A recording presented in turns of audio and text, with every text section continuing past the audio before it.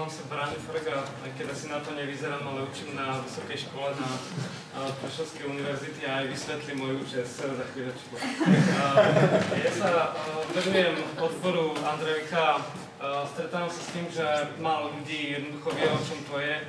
Je to bohužiaľ trošku smola, lebo vlastne 40 rokov sme sa volali vzdelávanie dospelých. No a predstavím vám vlastne vedu, ktorú ja sa venujem a ktorú vlastne mám veľmi rád, pretože aj mne osobne dáva veľmi veľa, čo sa týka môjho nejakého rozvoja alebo nejakých ďalších, povedzme, možno kontaktov a ja možno vás o tom na týchto slajdoch presvedčím. Sme občas terčami aj takýchto vtipov. A ja by som k tomu povedal, že neviem ako iné odbory, ale keby pracoval nejaký andragóg v McDonalde, tak by asi vedel pripraviť lepšie zaškolenie zamestnancov, ako ste mohli vidieť v tom videu, ktoré obletelo internet o tej vokúrke a tak ďalej. Čo sa týka našho nejakého pôvodu, tak nájdeme vlastne tú tradíciu až dokonca v antike, dokonca aj ten názov Andrejka pochádza vlastne z gréckych výrazov poznanie dospelého človeka alebo muža. A dokonca tam to bola priorita. No ale primárne vychádzame aj z myšlenok Komenského a ja som mu dal cez oči pásku, aby nevidel, že aj 300 rokov nie sme schopní naplniť jeho idei tak, ako si to asi predstavil, takže prepáč. Hlavne idea celoživotného vzdelávania je pre nás dôležitá. Vlastne keď som to mal jednoducho povedať, tak Andrejka je o tom, ako vytvoriť podmienky, ako dokonca motivovať dospelých ľudí, aby sa vzdelávali, pretože Andrejka, alebo my si teda myslíme, že je to asi možno to najlepšie, čo môže človek pre seba urobiť. Naše zdroje sú naozaj spoločenské vedy a od psychológie, sociológie, filozofie a iných vied. Čiže naši vlastne študenti a absolventi majú, myslím si, že veľmi slušné vzdelanie, ktoré nakoniec vytvára také komplexné poznania a preto sa dokážu uplatniť napríklad od resocializácie odsudených vo väzeniach cez personalistiku, firemné vzdelávanie až povedzme neziskové organizácie a tak ďalej. Takže to pole pôsobnosti je veľmi veľké, lebo všade nájdete povedzme ten aspekt vzdelávania. Ja osobne sa venujem technológiám a to je vec, ktorá mňa nejakým spôsobom priťahuje a v súčasnosti je to aj veľká perspektíva, ako využiť technológie na vzdelávanie a hlavne prostredníctvom internetu a tak ďalej.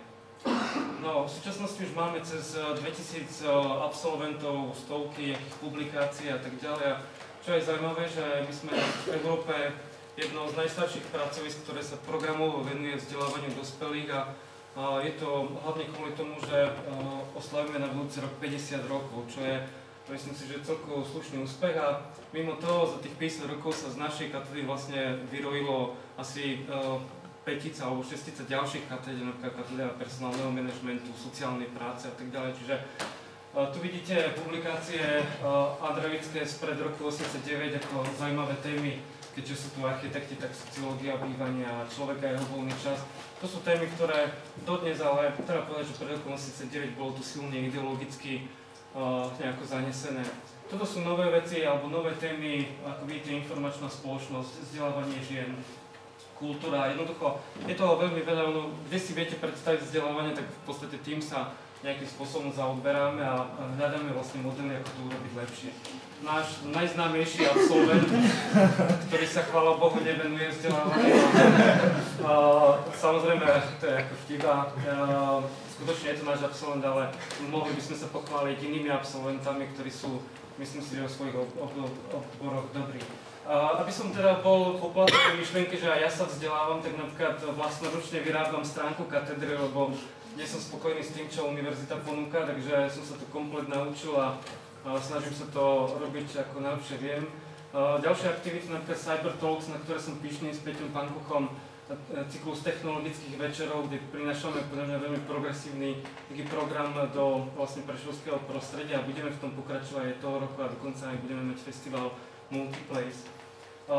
Projekt Creative Industry, ktorý tuto s Mišom Hladkým a ďalšími robíme o vzdelávaní ľudí v kreatívnom priemysle a mňa teší, že aj mnohí vystupujúci sú naši účastníci alebo lektori a takisto budeme pokračovať aj tohto roku a toto je napríklad môj obskúrny blog o technológiách a vzťahu k umeniu a tak ďalej. To sú také zvyšky, ktoré sa mi zvýšia z mojej práce, takže snažím sa aj takto nejakým spôsobom sa realizovať. A najnovší projekt, taký aplikácia pre smartfóny, s názvom Noob, ktorá vlastne bude prekonávať ako si osamelosť na internete a bude ako šíriť myšlienky. No a Silvia ma nazvala v tom, že som taký intelektuálny pankač, tak preto ten účes. Čo by som ešte tak na záver povedal, že ja som jednoducho presvedčený, že možno najlepšie ako tráviť čas, ktorý máme, povedzme voľný alebo v práci, je jednoducho venovať sa vzdelávaniu, aj to jednoducho nielen akási cieľ, ale môže to byť aj dokonca nejaký si celkom zaujímavý životný štýl. A koho by teda zaujímalo, opäť s tým účesom, tu je môj link na môj vlastne taký web a tam sa dozviete o mne viacej veci, ako som schopný v týchto 5 minútach o sebe povedať. Ďakujem veľmi pekne za pozornosť.